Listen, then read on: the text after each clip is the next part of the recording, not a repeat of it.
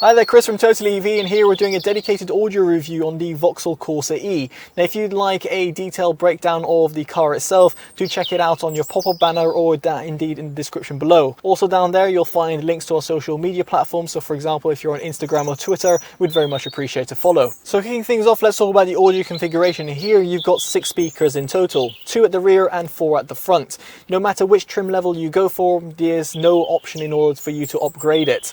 Now through the infotainment display you can also customize the EQ. You've got a 3-band equalizer, and here you can either enable loudness mode and leave the EQ on default, or disable loudness mode and completely ramp up the bass, or else the bass is kind of subdued. Now to connect up to the infotainment display you've got a USB port allowing you access to Android Auto or Apple CarPlay, or if you want to connect wirelessly you can do so over Bluetooth, and here you've got both the SBC and AAC codecs, which is a real definite plus point over some of its competitors. Now to give you a demo of how the car sounds, I'm going to place the camera and the microphone in 4 different locations and allow you to hear back the song. The song that we're going to be using is from Priya J. The song is called Falling. If you're interested in the song in terms of listening it or indeed purchasing it, it'll be down in the description below.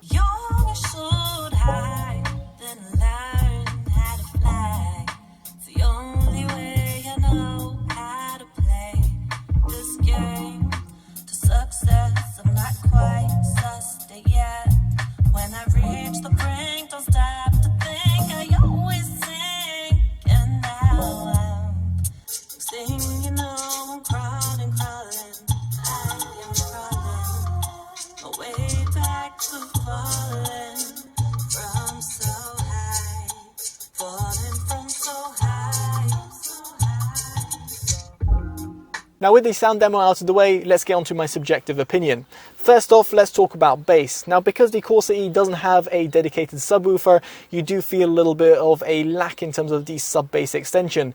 It just misses that low-end grunt, and specifically if you aren't to enable the loudness mode or indeed ramp up the bass, what you'll feel is a little bit of a lifeless type of sound profile.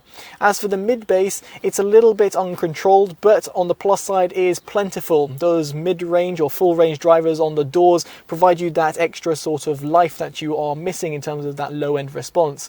So while it might sound a little bit uncontrolled, it's not bad for a stock system. Now as for the mids, what you'll find is that they are a little bit recessed and a little bit pushed back, which is no surprise for a stock system, but if you were to EQ it, what you'll find is that the sound becomes a little bit artificial. So let's say female vocals just become a little bit weird to listen to, at least in my opinion. So in this respect, the mid-range could have been a little bit improved, a little bit more forward sounding. It's still a little bit pushed back, but it's still plenty fun and accurate. As for the highs, they extend relatively well. While there's not that top end extension, it is still good at the front of the cabin. At the rear, however, as you're treated with only 2 speakers and therefore don't have dedicated tweeters, for example, you'll find that the sound isn't as well clear sounding at the top end and doesn't kind of sparkle as much. And as for the Soundstage, what you'll find is at the front of the cabin, it's perfectly fine. You've got a good sort of instrument separation, although the width and depth feels a little bit close sounding. Specifically at the back, this becomes inherently apparent.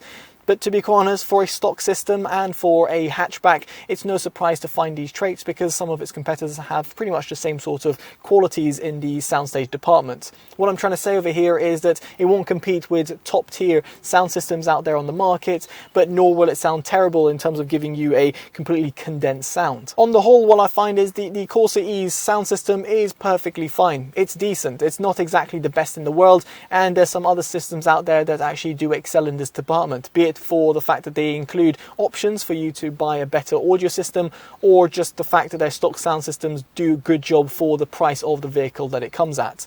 So that's just my thoughts and opinions about the sound system. Do let me know in the comments below what you make of it, and of course if you like this video, give it a like, subscribe to see more, and favourite and share, as it always helps the channel grow. I've been Chris from TotallyEV. Take care and goodbye.